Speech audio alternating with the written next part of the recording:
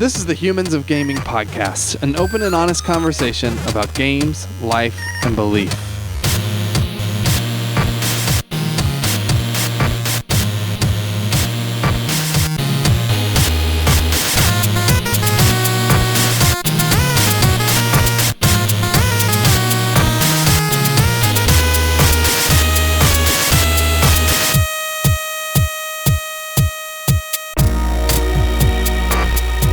Hey, welcome to Humans of Gaming. I'm Drew Dixon. I am the Chief Content Nerd at Love Thy Nerd, and I'm joined by a special guest today, and that's Gabe Barrett. Hey, Gabe, how are you? Drew, doing excellent, sir. Really appreciate you having me on. Yeah, and so you've designed a whole bunch of board games, and then I believe you also help other people design board games. You're, I think, a rare person that has dug. I get the sense has dug pretty deeply into the process of designing board games in a way that I think is really, really cool. Yeah, I don't know.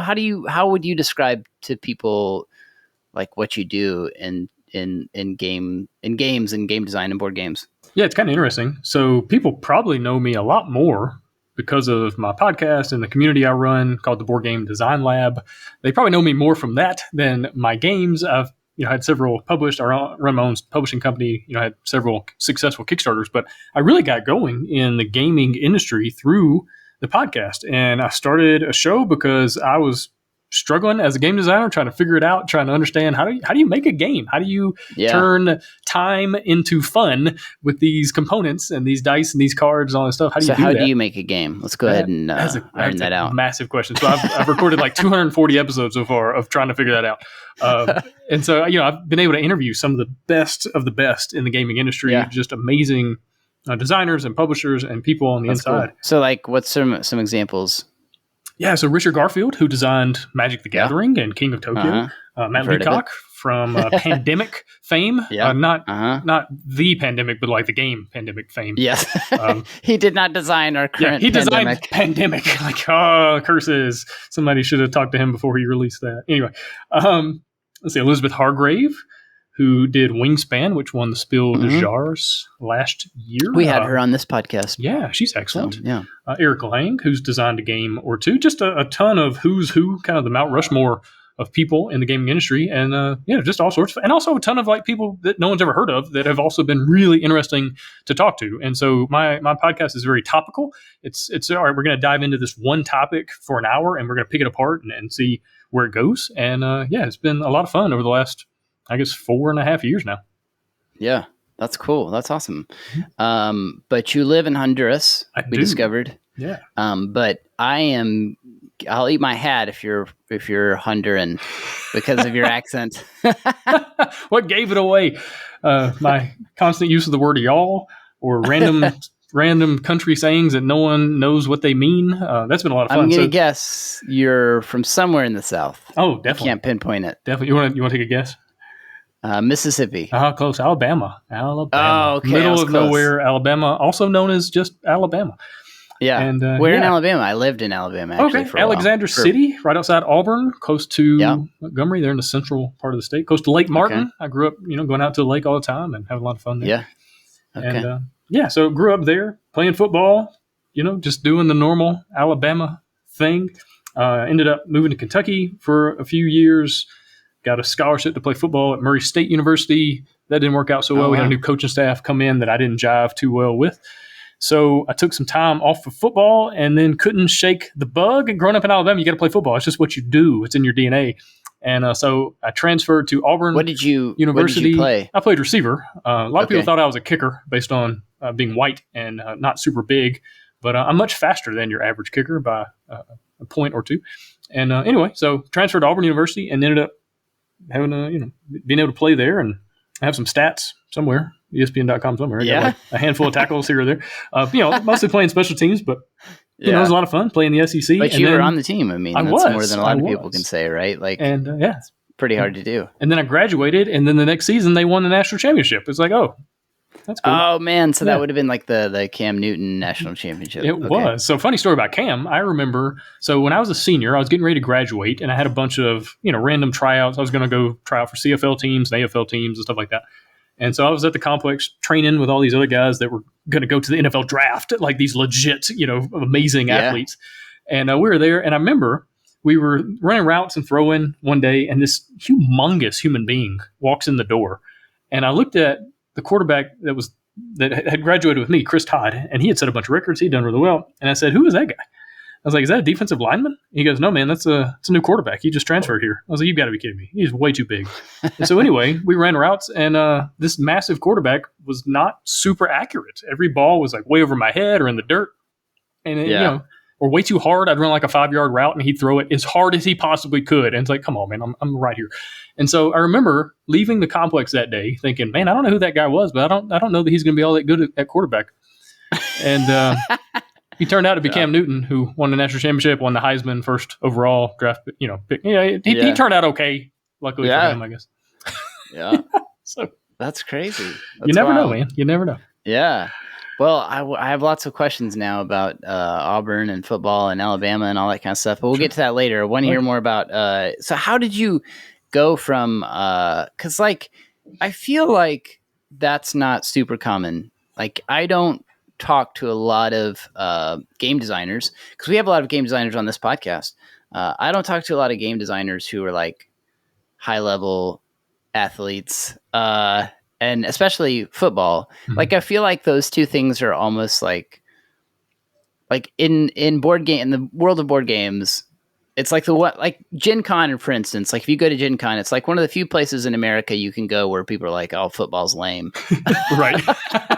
They've all gathered. That's really what it is. It's a convention to talk about how stupid sports are, and also we're going to play board games, but it's mainly to remind each other that sports are dumb. I'm stereotyping a little bit. Like obviously, there's board gamers who are super into sports and stuff. But how did you go from being an athlete and being really like, because you were trying out for CFL teams and stuff. Mm-hmm. So how did you go from that to getting into board games? And that's a good question. Design? I think, going back to, there's not many of us that are football players that end up as board game designers. I think part of that is because to be really good at game design, it helps if you don't have brain damage.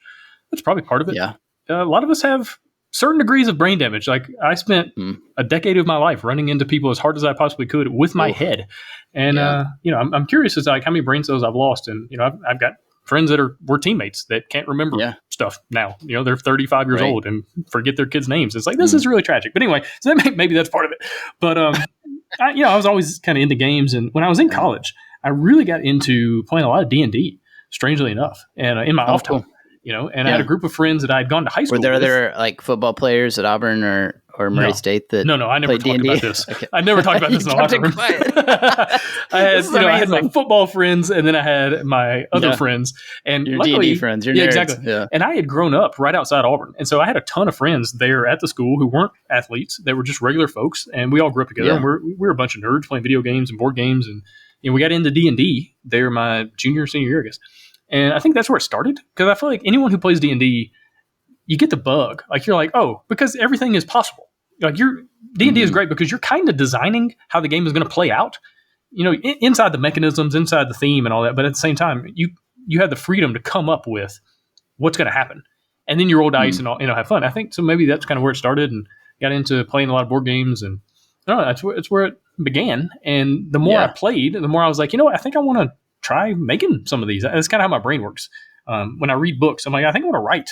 When I do anything, I have this like in me. It's like I want to try this. I think this could be interesting just to dive into. So that's kind of where it started. That's cool.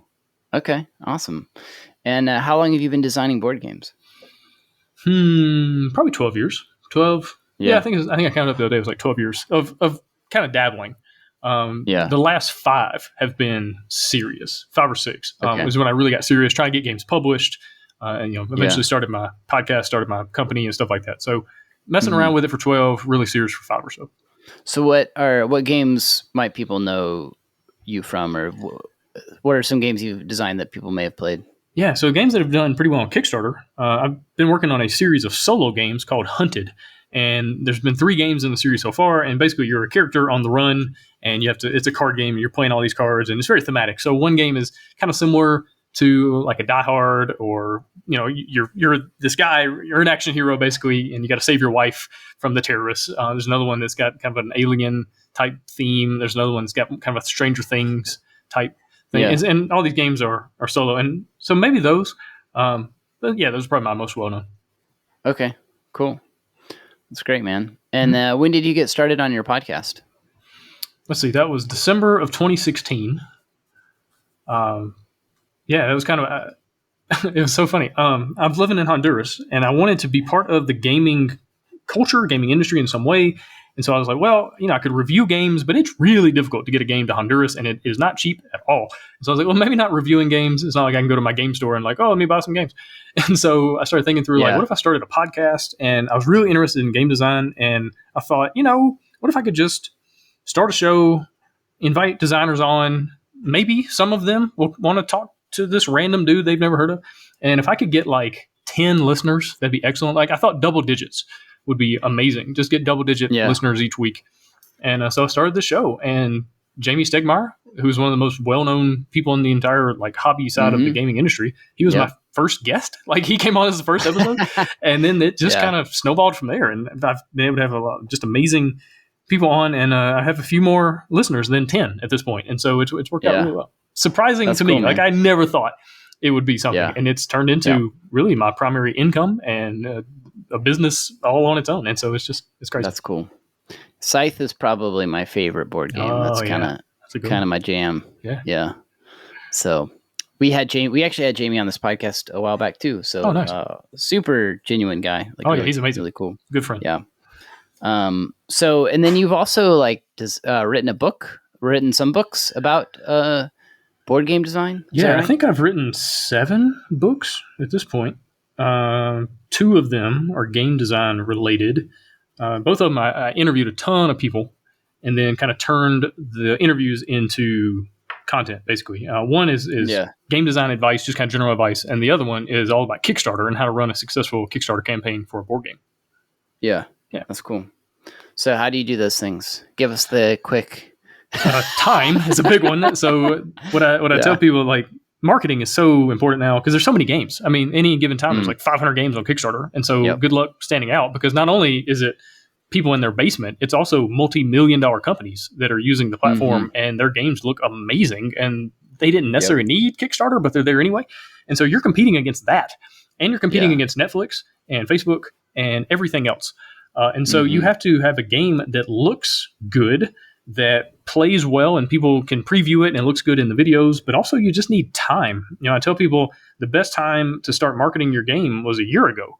The second best time is right now, like right now. And so, get the landing page up, get people excited about it, get the hype train going as much as you can early, because if you don't, then you're going to really struggle. Yeah. Yeah. So you compiled a bunch of advice from a whole bunch of successful board game designers. I'd be curious, because you did all these interviews and things. Is there like an interview or somebody who gave some really great advice that stands out, that's kind of stuck with you, that maybe's influenced the work that you do? Or that's a good question. I'm curious if something kind of pops to your mind. Man, well, Jamie, going back to him, he had just, again, super genuine advice. There were a handful, I'm trying to remember who, I can't remember off the top of my head, but there were a handful of people that really just took the opportunity to go deep. Some of the interviews where it's kind of generic advice that if you're just getting started is really good, but if you've been doing this for a year or two, it's like, oh, okay, I already know that. But there were a handful of people that really just dove in with specific examples and stuff like that. I wish I could remember off the top of my head, but this was like 3 years ago when that book came out. It's not one that I've reread recently. Yeah. But anyway, so the people that like really took the opportunity to give back. And you can tell the difference. The folks that were just like, oh, yeah, I can help you out, versus like, oh, I would love to share this advice. And there's a big difference there. Yeah. Yeah, it seems like the board game community is pretty generous with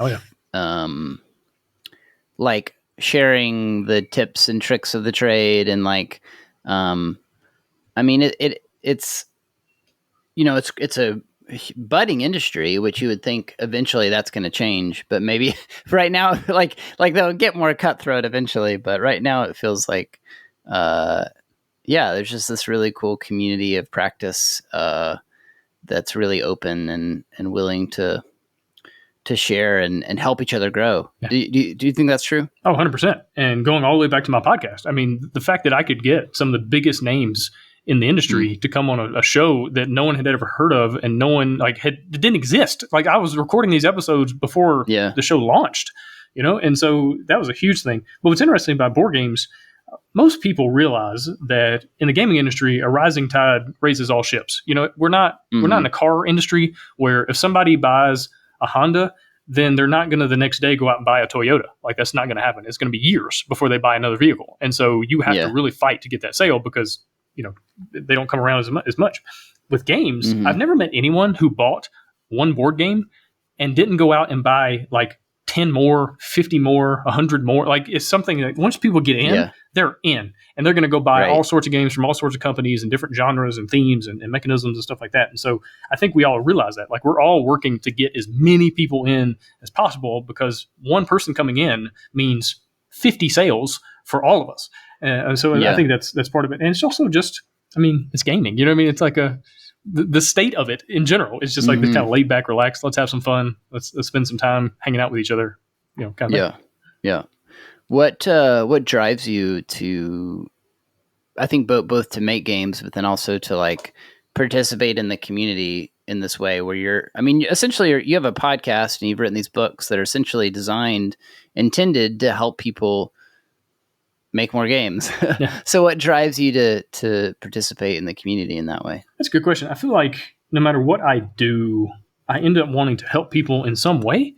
It just seems to be how my life has gone. No matter what I do, I end up in some kind of ministry role or nonprofit role, or right now I'm working at a school in Honduras, It just seems to be my mindset. It's like, okay, this is really, really cool. How can I help other people enjoy it or get really good at it or learn from my mistakes, and so they don't have to make the same ones? It's just kind of how my brain seems to default. It's probably my mom's fault. That's how she is. And she was always involved in ministry and missions and doing stuff in the community and always drugged me along whether I wanted to be there or not. And maybe that's where it started, but it just seems to be how my brain, like the lowest common denominator, that's what it is. Yeah. So I'm guessing you grew up in the church then, like you grew up, what did you grow up going to a particular church? Yeah. So non-denominational for a while, up until I was about 14. And that's actually kind of like whenever I tell my life story, that's actually where it starts, when I was 14. Because I got thrown out of a church when I was 14. That was kind of fun. So crazy story. So my mom, tell? Yeah. This is where the juicy stuff gets rolling. So my mom and I were, really big parts of this church. Like, they were every Sunday doing all the mission stuff. My mom was doing a lot of stuff with the youth group. Your dad too, or was your dad in the picture? My dad was around some. My parents' relationship was super strange. They got divorced when I was young, remarried, separated again when I was a teenager. My dad and I really didn't have a relationship at all up until I was probably like 23. So probably like 15 to 23. Like, we knew each other and we talked, but it wasn't like a relationship. When I got done with college, when I got out, kind of more out into the world, I realized the terrible life that my dad had growing up, and just a lot of tragic, painful stuff. And what I came to realize was it's not that he was a bad dad. He just didn't know how to be a dad. And he wasn't trying to be some bad person. So you were able to have some empathy with where he came from. Because he turned out way better than my grandfather. My grandfather was a super interesting guy. I've got a lot of cool, fun stories about him, but just not a great person overall. And my dad, he didn't know how to be a dad, but he knew not to be like my grandfather. And so, like, he had beat me, like he had received, but he just didn't know what to do, right? And so he just kind of was like, I don't know. And not that he checked out, but it was just, we were real distant up until like my mid-20s.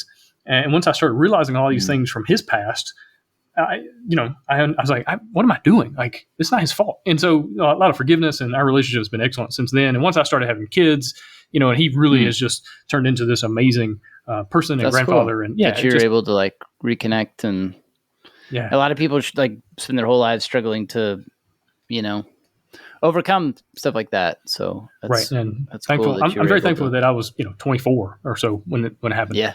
But anyway, so I'm 14. It was really just me and my mom going to that church and like super involved. I mean, cleaning it every Saturday night, like every Saturday evening. Obviously, where a 14-year-old kid wants to be is with his mom cleaning the church, and so that's where I'm at. Vacuuming and all that stuff. But anyway, the pastor of the church, unfortunately, started having an affair with one of the ladies in the church, and this girl in the youth group, she was like 16, something like that. She had seen the pastor out with his little girlfriend, and she said something to somebody about it. And that person obviously like flipped out and was like pressuring her. Like, where did you see something? Where did you? And this girl like didn't know what to do. And we, to this day, this was 20 years ago, to this day, still have no idea why. But she said, Miss Sandra told me. And so she made up this lie that my mom had said this, which was not true. Like my mom, like no clue at all. And so anyway, when the pastor heard about it, he obviously flipped out because he was having an affair and he's doing everything he can to lie and cover his tracks and all this stuff. And so he made up a bunch of garbage and went to the deacons, and like they all got together and they basically wrote this letter and said, "Hey, you and your family are no longer welcome here." And so I got, me and my mom got kicked out of a church. And now about a year later, and everything. Just you and your mom? Like no other brothers or sisters? No, that's another story. I'll get into that in a second. But so about a year later, everything came out, and the pastor, he was having an affair, and like, but again, my mom never knew anything. Like it was just all just made up as far as her involvement or her knowledge of all this stuff. And so, but anyway, as far as like siblings, my brother, I would have a brother. He would be 7 years older than me. He died during delivery, during childbirth. And that's probably that's the main thing that kind of wrecked my parents' marriage. How do you deal with that? You know what I mean? Yeah. And the blame and the resentment and like all the feelings that go with that and blaming God and, it was just a tough, tragic, terrible situation. And, so anyway, that's just a whole nother situation. My mom persevering through all that. I've asked, she's been through a lot of stuff, and I asked her years ago, I was like, "Mom, I don't understand. Like, you keep coming back to Jesus.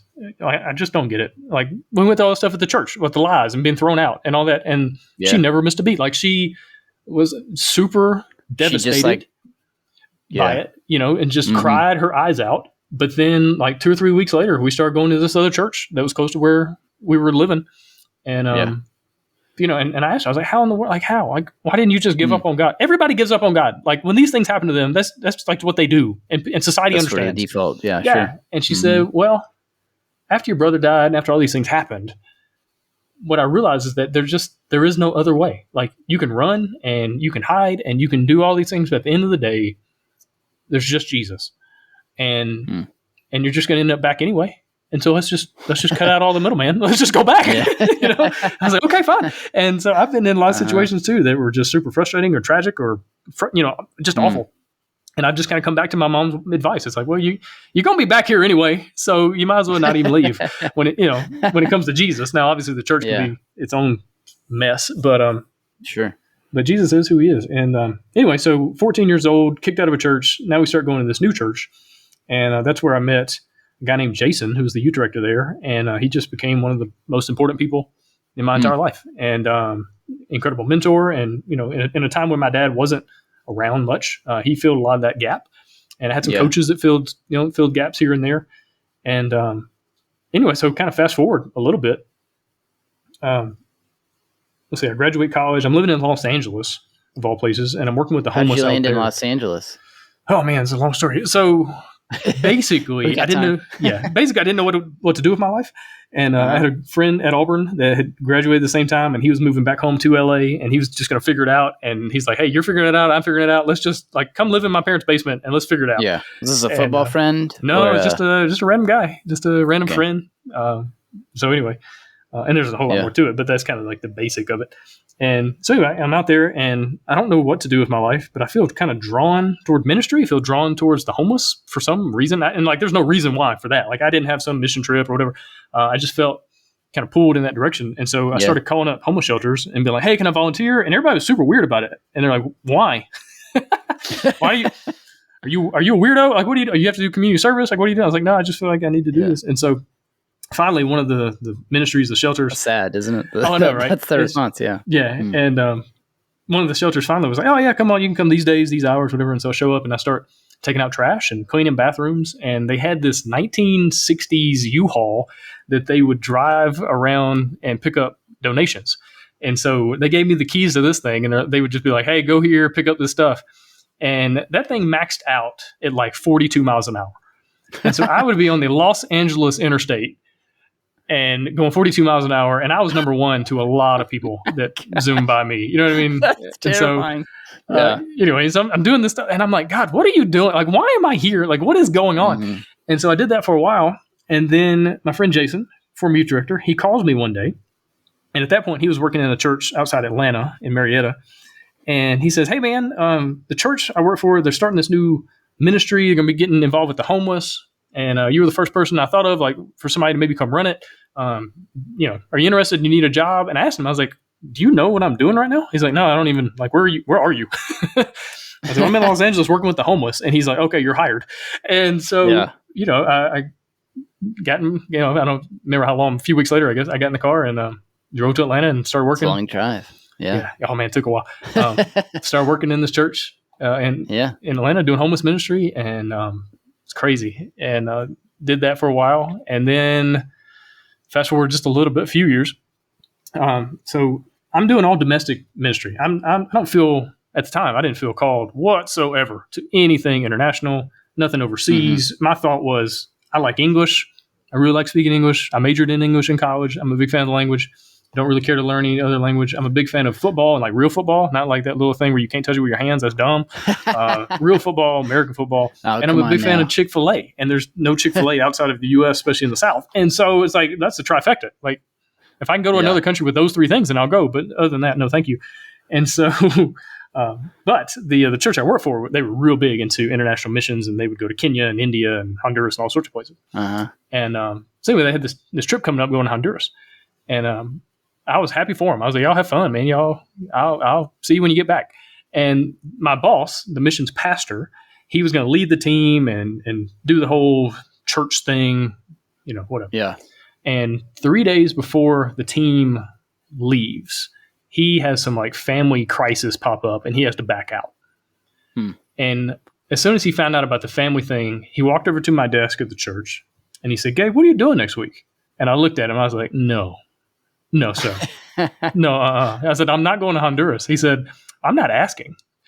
He said, go ahead and pack a bag. Go ahead and write a sermon. You're preaching as soon as you get there.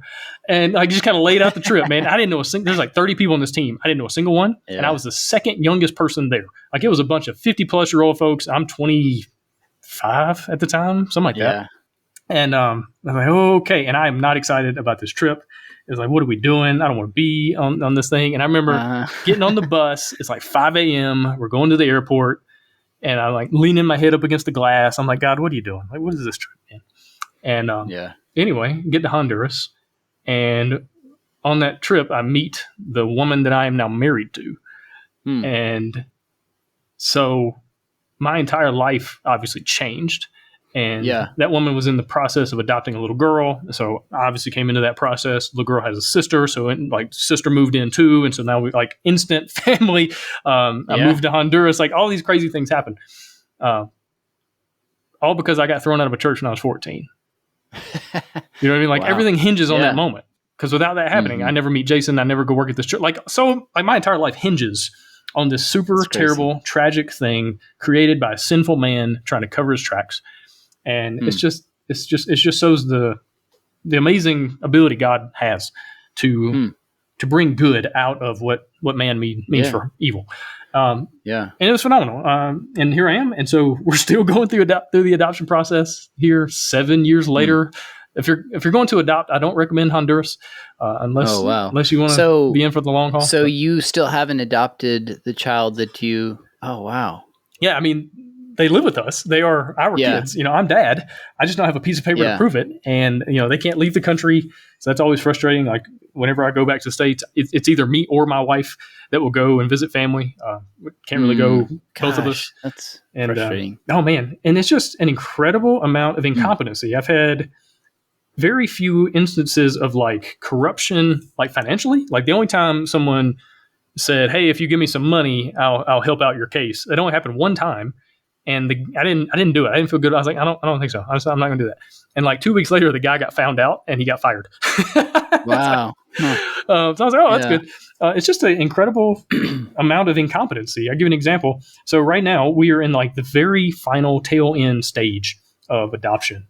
And we're just waiting for the judge to sign off on some things. And then we'll go through the embassy and the USI. We'll get new passports, new birth certificates, and we're good to go. Well, we've been waiting for several months for this judge to finally see our case and go through it and sign off and all that stuff. And last week, or maybe a few days ago, got a call from our lawyer and said that the judge has sent all the paperwork back to what's called DNAF, which we would call like Child Protective Services, like the government agency that handles kids. Yeah. And they sent it all back. I was like, what do you mean they sent it all back? Like, we've been waiting months for her to look at it, and they sent it all back. And she said, yeah, apparently the paperwork only had one of your daughters and not both in it. It's like, y'all couldn't have like checked that before? Like, you couldn't have, like, you had months. Yeah. You had months for somebody to look through and go, hey, let's make sure that both of these kids are in here. Let's make sure the paperwork's here for both of them. And it's stuff like that all the time. One time they lost our paperwork, and because nothing in this country is digital, everything is paper. Like, I was like, well, what can we do? It's like, we don't know. Well, hopefully we find it. That was their answer. Hopefully we find it. And eventually they did. And I was like, well, that's good. Yeah. It's oh, man. it's stuff like I'm that all sorry. the time. Oh, it's been an adventure. And, so I guess you sent it back, and now you're just waiting for this judge to go through it, basically. Exactly. And hopefully it won't be months of waiting again. I don't know.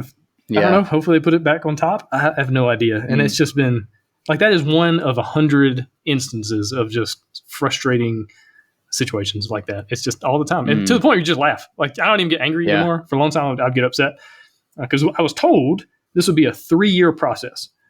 And here I am in year 7 of my 3-year journey. Which is like crazy, right? Like, oh, it's nuts. 3 years is crazy. Like, it should not take 3 years to finalize an adoption. No. Anywhere. Like, period. Yeah. But now it's taken 7. Yeah, and I'm in a best case scenario because I live here. Like, there's a bunch of people in the States that their kids, that they're going, they're working on the adoption. Their kids are in orphanages. They're just like in being institutionalized. And I worked in an orphanage for a while when I first moved to Honduras. Again, that's where I'd met my wife. She was working at this orphanage, and she's from Alabama too. Isn't that crazy? I had to go to Honduras to meet a girl from Alabama who's from Fort Payne, which is like a couple of hours up the road from me. Like, we played each other in high school. Like, we were that close. And so anyway, like, God's just. So I lived in Albertville for 5 years, if you know where that is. Yeah. So not too far from Fort Payne. Not too far. I coached soccer when I lived there. It's funny because you're making fun of soccer earlier. But I coached soccer at Albertville High School for a while, and actually coached club soccer in that area too. So I had kids on my team from Fort Payne. So I've been around there a bit. So the sock capital of the world for a while until all the factories move over. Yeah, until everything moved to, ironically, moved to Honduras and Mexico. But it's an interesting place, man. And So what's the plan? Like, y'all gonna stick around in Honduras once this adoption is finalized, or? No, at this point, we are sitting on G, waiting on O. Making the best of things. Like I said, I worked at an orphanage for a while, and then had the opportunity to go work for an organization that was starting up, basically to help kids that were transitioning out of orphanages. They were aging out, and they didn't have any life skills. And so that's one unfortunate thing about orphanages. The little kids are the money makers, right? They're the cute little people that you can put on your flyers that make you more money. And so the older a kid gets, the less attention they get, strangely enough, or sadly enough. And that's not everywhere. I'm not speaking for everything, but definitely in my experience. And so a lot of these older kids, they don't know how to get a job. They don't have any job skills. They don't know how to wash clothes. They don't know how to do a lot of things that you need to know to live. Especially, there's certain things you really need to know if you're going to be in a country like Honduras, where it's not tough. It's not an easy place to live, especially if you don't have anything. Like, poverty here is real poverty. It's not the kind of privileged poverty in the States. Working with the homeless in Atlanta, it was kind of interesting. One of the main issues was obesity and all of the factors that go along with obesity, because the homeless folks in Atlanta eat too much. And so they have diabetes and heart problems and all sorts of issues that go along with that. It's like, what a first world issue where the homeless folks eat too much, and so you don't have that here in Honduras. It's not that problem. It's a whole other side of the spectrum. And so anyway, working with the organization, trying to help kids, get life skills and get out into the real world. Did that for a while. And then the last 4 years, I've been working for a bilingual school where I've taught English and literature for a while, taught high school. And then now I'm in a kind of administration role where I'm helping out with recruiting and professional development and stuff like that. So, I've had a lot of fun here, met a lot of amazing people and learned a lot, grown a lot, and seen some really cool things. But my wife, her dad's got stage 4 cancer. Obviously we want to be back home, just be around him and spend as much time as we can around him. And you never know when it's going to take a turn. And a lot of stuff like that. I lost one of my best friends. He passed away. When was that? November, I think, a few months ago. And it's tough when you can't be there. And because of COVID, couldn't travel. Like I couldn't go to the funeral. Yeah. And it's tough. And so we're looking forward to being back. Enjoyed my time here. It seems like COVID has. I have some friends that are trying to adopt internationally, and it seems like I don't want to be judgmental, but just from the people I've talked to, it seems like there's been a lot of people around the country that have used COVID as an excuse to not move forward on things, and adoption is one of those things, My judge, she has some alleged pre-existing condition, so she only works on Saturdays. She works 1 day a week.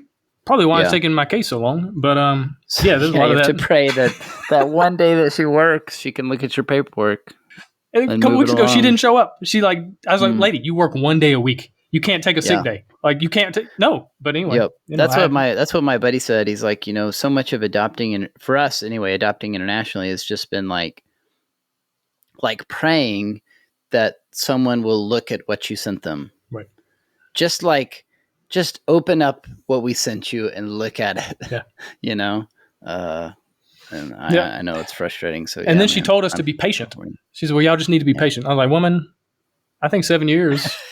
Like biblically speaking, like even God is like, you know what? 7 years is enough. Yeah. 7 years is like a holy number. And so many times in scripture, he's like, you're going to have to wait a while. How long? 7 years. I think I've been biblically patient here.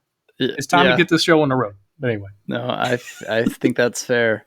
How old are your kids? Let's see. One is 12 and the other is 10. Okay. And I've got two biological kids that are 2 and then 3 months. So 4 kids total now. Wow. Mm-hmm. Yeah, it's a full house. Yeah, I don't sleep a lot, man. Cool. So the 2 that you're adopting are 10 and 12, and then you said, say the other 2 again? 2 years old and then 2 months old. Oh, man. Yeah, you are not sleeping. No. Yeah. No.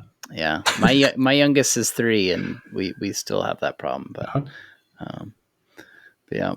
Well, that's cool, man. And do you play games with your kids, or I guess the older ones at least? Yeah, absolutely. Not as much as I would like. I am so busy. It's one thing I've really been trying to get better at lately, saying no. I deleted social media off my phone a few weeks ago because I'm like, I have got to get time back. I don't have much time in the day, and any time spent scrolling a news feed is a waste.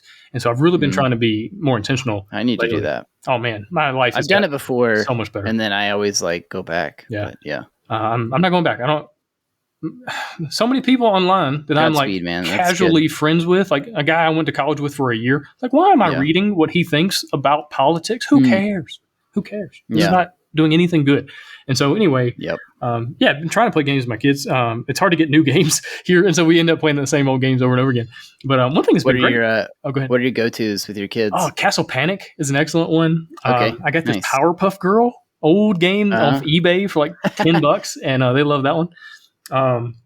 Those are, what's the game? It's kind of like Jenga, but it's, what's it called? Can't remember. Anyway, it's got these like fuzzy balls that it's like Jenga where you're moving the balls off the thing, and if it falls over, you lose. That's a great game that just came out recently. Wish I could remember the name of it. Anyway. But then my oldest, the 12-year-old, she sees me designing games, and so like she's been designing her own games. And so sometimes we'll sit down and play one of hers. And it's been a lot of fun. And it's just amazing how much what your kids see you doing, they emulate, good, bad, and ugly. Yeah. And it's been a lot of fun just kind of connect with her and talk through game theory and game mechanisms and be like, oh, what if you try this? And what if you use 2 dice instead of 1? It's just been fun to connect with her in that way. She's super creative in general. She's cut up a lot of our stuff. And it's like, hey, you need to ask before you cut up everything. So that's been fun. She's gotten into some trouble recently. It's like, don't cut things that aren't yours. But overall it's fun. That's cool. And what is like, how is that being a father, like, how's that influenced you as a game designer and person and all those kinds of things? Well, from a business standpoint, it's very motivating, right? When you're by yourself, failure is a little bit more of an option. You know, you can live off basically nothing, and if you end up having to live off somebody's couch for a while and eat macaroni and cheese every meal, fine. But then you have a spouse, you have kids, and so there's people walking around your house that are constant reminders that failure is not an option. And so that's good and bad. You know, there's tension, there's stress that comes with that, but there's also like a drive to succeed and a drive to work and do your best to make sure things are going to be successful and whatever that takes. And so definitely have felt that with my business. And just, you know, you want to make them proud. I think is another thing, right? You want them to be able to say, that's my dad, you know, and he does this and he's awesome. Like you want that for them, you know, just in the same way that you wanted to grow up and your dad could beat up everybody else's dad and he was the coolest guy in the world. You know, it's not true, but you want it to be true. And so, I think that's a big part of it. And, I think single people have an incredible advantage because they have so much time. And you know this as a dad too. Like, you had so much time before kids, you didn't realize it until after kids, and you're like, what did I do with all that extra time? But the disadvantage from being single is you don't have that pressure, that accountability of those people in your house that are eating all your food. You gotta make money, go buy more food, you know, and all the things that go along with that, and paying for college and all that stuff. And so there's definitely that. Yeah. What about what's life like been for you all in Honduras? Like, I don't know. Give us a snapshot of, like, I've been to Nicaragua a couple times. I've been to that part of the country, but never to Honduras. So I don't really have like a good understanding. It's like Nicaragua, but poorer, if you can imagine that. Oh, really? Yeah. Honduras is. Yeah, because I remember going to Nicaragua and thinking it was, you know, some of the parts of the country that we were in were pretty impoverished. It seemed like. Yeah. I mean, there's Roatan, which is phenomenal. And if anyone ever has a chance to go there, incredible beaches. I went pre-COVID, year and a half, 2 years ago, something like that. Phenomenal place. The rest of the country, though, it's struggling. So I live in a place called El Atillo, which is kind of up on the mountain outside Tegucigalpa, which is the capital. And if you Google Tegucigalpa, it'll tell you that this is like the third most dangerous city in the world. And the first most dangerous is San Pedro Sula, which is 3 hours that way, also in Honduras. And so one thing, it's kind of like the public perception and then reality. As you might imagine, it's not a war zone here, really, even though that would be like what the media would tell you. And there's always caravans from Honduras and you know, whatever. Day to day, it's not like that, right? There's a ton of violence, but a lot of it happens in the same little areas, gang-related, drug-related, cartel-related. So don't go there.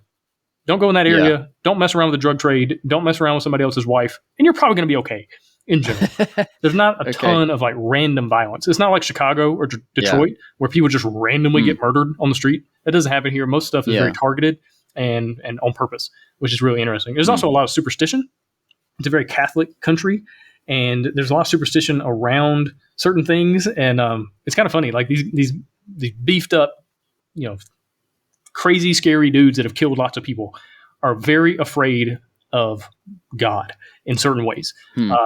You know, it's kind of funny when I've got friends that are journalists that tell all these stories about interviewing these like hardened criminals, but like they have a weird reverence for Jesus. They're like, no, he'll get you. Like, don't mess with that.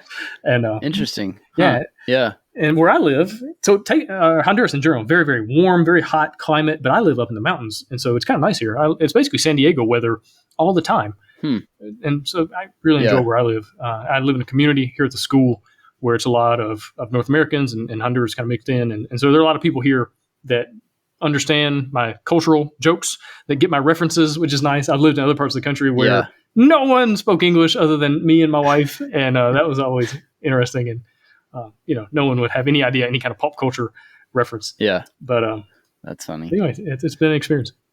So are you fluent in Spanish now? Not as much as I was. So when I was at the orphanage, like I spoke Spanish all day long, and none of the kids spoke English. And it was me and this Honduran guy that were in charge of the teenage boys. And there were roughly 90 of them and 2 of us. And so that was a fun situation. And it was. That sounds intense. Oh, it was crazy. And it was it was managing chaos all day long and making sure no one died. I remember when I was in college. This is my senior year of college. I got the bright idea to like try to make a couple extra bucks every week by doing some substitute teaching, and because I had like one day a week when I didn't have any classes, and so I did, and I always got some of like the inner city schools, and I went to one school where I was the PE teacher for the day. And like literally I was taking roll, and there would be guys that were like, as soon as I said their name, they like took off, and they were like, I'd be like, hey, you can't leave. And they'd be like, what's my name? And I'd be like, it would have been like several names past, like they would wait till I said like 10 more names, then they'd leave. And be like, I don't know your name. Cause there'd be like 60 or 70 people in my class. Mm-hmm. And so I'd just be like, all right, I guess you're leaving. I can't do anything about it. But like that was managing like 70 kids in a PE class was for one day was like really, really difficult and really stressful. But you did that for like a few years. So yeah, it was nuts. And man, you're doing the Lord's work in that situation. Yeah. Because it is not for the faint of heart, man.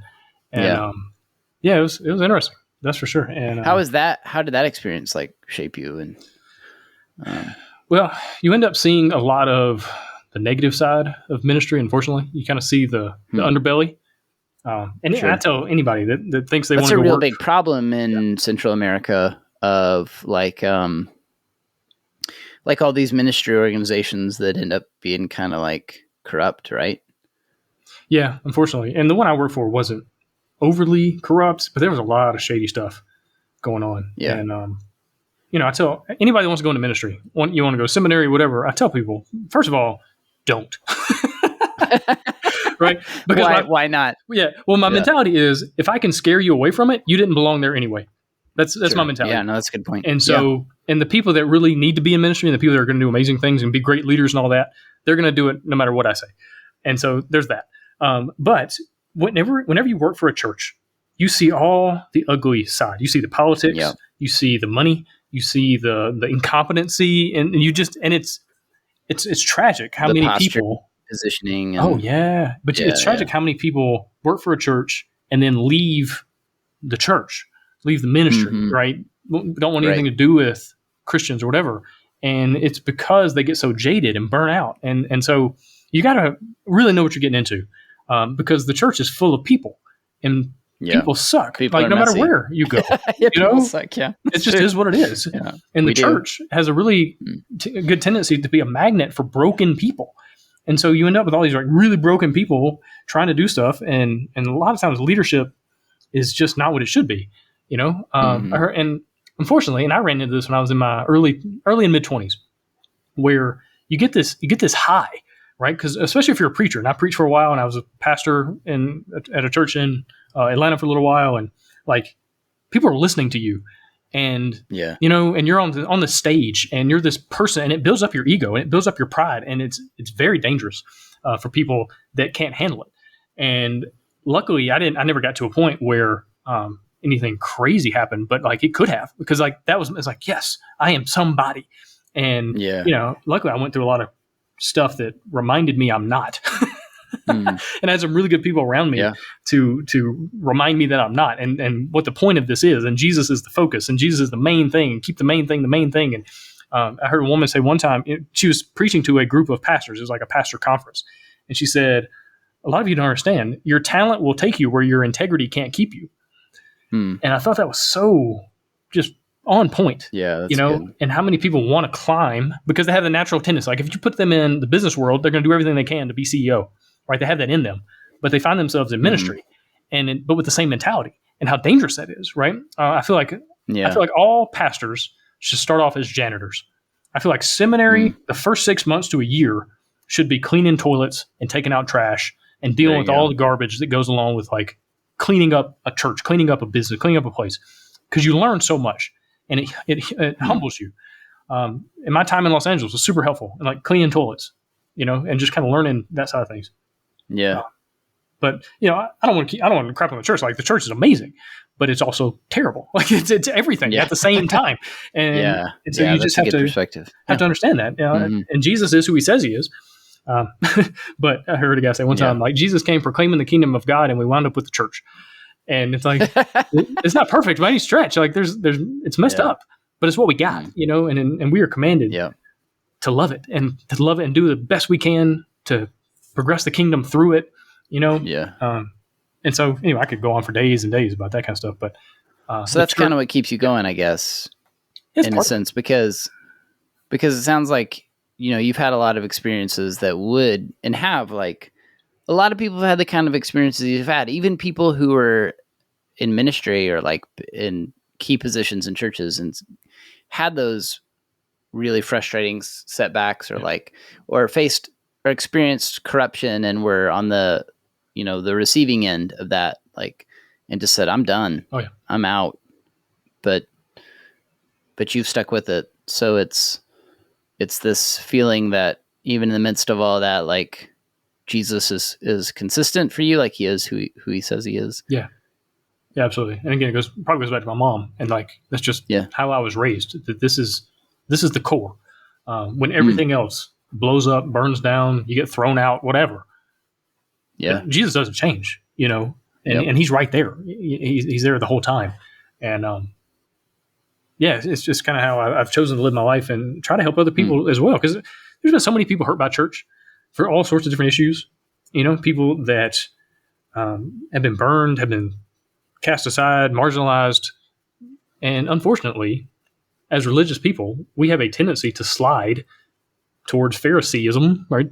Yeah. It's kind of funny how a lot of times we read the Bible and we see the Pharisees and we don't realize how much we are them. How much that's us. Yeah. Sure. Like Jesus is calling us whitewashed tombs, brood of vipers, not pulling any punches, running us out of the temple. And whenever you don't think it could be you, it's more than likely you for sure. And that's one thing I always come back to. It's like, am I letting my religion get in the way of Jesus? Am I putting more effort, energy, money, whatever, towards this set of beliefs, this structure, as opposed to, am I chasing after God? And like, what does that look like? And just trying to constantly come back to that and surrounding myself with people that are trying to do the same thing and looking at each other's lives and going, hey man, you want to look into this right here. Cause I feel like you're getting a little too far away from like Jesus. Like you're getting a little too far into the structure of religion. And maybe that's not where we're going. And I'm not being like, well, I'm spiritual, not religious. I'm like, whatever. Like that's not what I'm talking about. Jesus is a whole new thing, and a lot of times we put things above him. Even the Bible, Jesus said, I am the word. That's one thing I love about Christianity. And I studied a lot of different religions, religious classes and whatnot in college, just trying to understand, right? Because when I got to college, I was like, okay, I need to own this faith. If this is going to be my faith, it can't be because my mom believed it. Can't believe because my grandfather or whatever. I had a really amazing grandfather on my mom's side, and he was hugely impactful on my faith. And I realized I can't be me because of him. I have to be me because of me and understanding stuff. Yeah. And I just went on a search. And I studied as many religions as I could find. And I never could find Jesus in any of those others. Like there'd be good stuff, good morals, good ideas, good things to shape your life around. But Jesus was just so different, and it didn't make any sense. Like love your enemies. What? Why? Yeah. People persecute you, pray for them. Like what? Like so many things about Jesus just did not make sense from a world standpoint or from a religious standpoint. And I just kept coming back. And it's like, okay, there's something different here. And how do I navigate my life? How do I look at everything through the lens of this Christ character? And going back to the word, it's like, it's crazy because Jesus didn't write the Bible. He didn't sit down and write a bunch of things like a lot of religious leaders do, where, they leave it for their followers. Like, no, he died. And they were like, what are we going to do? This guy we've been following for 3 years is dead. And he just said, follow him. And like, he didn't even give us like a Post-it note of like top 5 rules to live by, like nothing like that. And then, but yet it changed the world. You know what I mean? Like this character, this person in history that turned out to be who he said he was, Yeah. And so anyway, it's a lot deeper than that and more complicated than we can get into on a hour-long podcast. But I just kept coming back to that. And it's like, how do I live my life so that that's true. Because I know so many people that claim it to be true, but they don't live like it is, you know? Sure. And that's all of us. Yeah. Me too. You know, I'm a practical atheist sometimes too.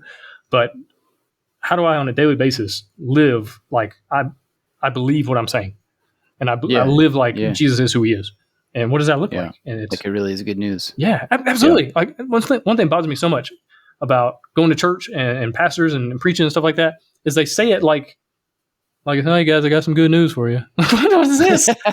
And I think that's one of the main reasons why so many people have left the church, especially young men, is because we haven't presented the gospel as the true adventure that it is, the challenge, the journey. You know, that this is is the most difficult thing you will ever attempt to do. And it's become rules and regulations and structures. And who wants to be part of that? You know, but if you say, hey, let's go on an adventure, let's go explore, let's go make a big difference in the world. And here's how you do it. Like that's the church. That's what it's supposed to be. That's the kingdom coming to earth, you know? Yeah. And so, that's good, man. That's good. Well, I really appreciate hearing your perspective. It's cool. It's your life story is not one I could have made up. So it's pretty wild, pretty cool. Oh man. And I only shared like 15% of it. I think, you know, there's a lot more. Yeah. So much more. Is your wife into, you guys game together and stuff? She is my number one playtester. Nice. And she beats me. Yeah, I read that on your, she beats you, right? Yeah, like 94% of the time. It is crazy. Like a game that she's never heard of, that she's never played, she's never seen at all. We'll sit down to play test and she'll win. It's like, how is this possible? I just designed this. I know all the ins and outs of it. I know how all the cards play, and you win. Like, okay. So she must be pretty sharp. I guess so. Yeah. And if she ever loses, it's a fluke. She's like, we got to play again. I don't know. That was luck. I don't know what happened. Yeah. And then she beats me the next time. Exactly. And so, she's great. And she's a phenomenal mom. And, have you like connected with any of your like old football buddies and admitted to them now, like that you were into D&D and like, and that you're a game designer now? Well, one thing that has definitely helped is when you're cashing checks, right? When you're making money and it's like, and not crazy money. I'm not sitting here like some kind of millionaire or something like that. But like when you're living off of games, all of a sudden it gets a little easier to say stuff, you know? Sure. Because people can't make fun of it. It's like, you say what you want. Like, this is paying for my kids to go to college. You know? Yeah. I talked to a guy on my podcast a while back who was for a while, he was a professional Magic the Gathering player. And people made fun of him until he was like, oh yeah, last weekend I made $55,000 at this tournament that I won. Yeah, people stop making fun of you real quick when they realize that you make more money in a weekend than they make in a year playing cards. And so, you know, anyway, I don't have any qualms about it now. It'd be fun to reconnect with some of those guys. But I think there might be a different stigma about it now, maybe, than there was. Like, it's I've read that Dungeons and Dragons is more popular now than it ever has been before, and it is like 50-year history or whatever. Yeah, it's crazy. I mean, Critical Role, which is a bunch of voice acting nerds out in Los Angeles playing D&D on Twitch. I mean, it gets hundreds of thousands of watches every single Thursday. You know, people sitting there watching other people play D&D for 4 hours. You know, gets more views than sports, you know, games and basketball games and stuff like that on like the NBA. And it's like, like we've come a long way from 1970, whatever. So. Yeah, that's cool. Well, it's great talking to you, Gabe. I loved hearing your story. And where can people find you online? What's the best way to kind of follow what you're up to? Your podcast? Or podcast, I guess. The Board Game Design Lab on iTunes or any podcast site or whatever. BoardGameDesignLab.com. Got a ton of resources. So if somebody's listening to this, like, I think I could design a game, go there. I have organized as many resources as I could find in that one place. And then also I'm in the process right now, as of recording this, next week, launching a community website called BGDL Plus, which BGDLPLUS.com for the community. So that's hopefully going to become like board game design headquarters on the internet. We'll see. I put a lot of work for designers to collaborate and workshop and that kind of thing. Yeah, absolutely. So I hate Facebook. I'm so tired of it. I'm done with it. I think it's ruining us in a lot of ways. And so my thought was, You're not wrong. Create kind of a social media site that's not icky, that's not like tracking Yeah. you around the internet, that's not using your psychology against you, and is focused on game design. And it just brings in designers, and let's have some digital courses, and let's have forums, and let's have all sorts of ways to connect and find each other and hire artists and all sorts of stuff. And so that's been the goal for the last, last April, a little over a year ago. I started working on this website, and it's finally coming to fruition. I hope it, hope people really get a lot out of it and really enjoy it, and hopefully gets us off of Facebook more. That's definitely part of my plans. Yeah, that's great, man. Well, cool. Definitely encourage people to go check out your work and your podcast. And it was great chatting with you. Yeah, I appreciate it, man. I really enjoyed, talking to you all. Yeah, for sure. It was awesome.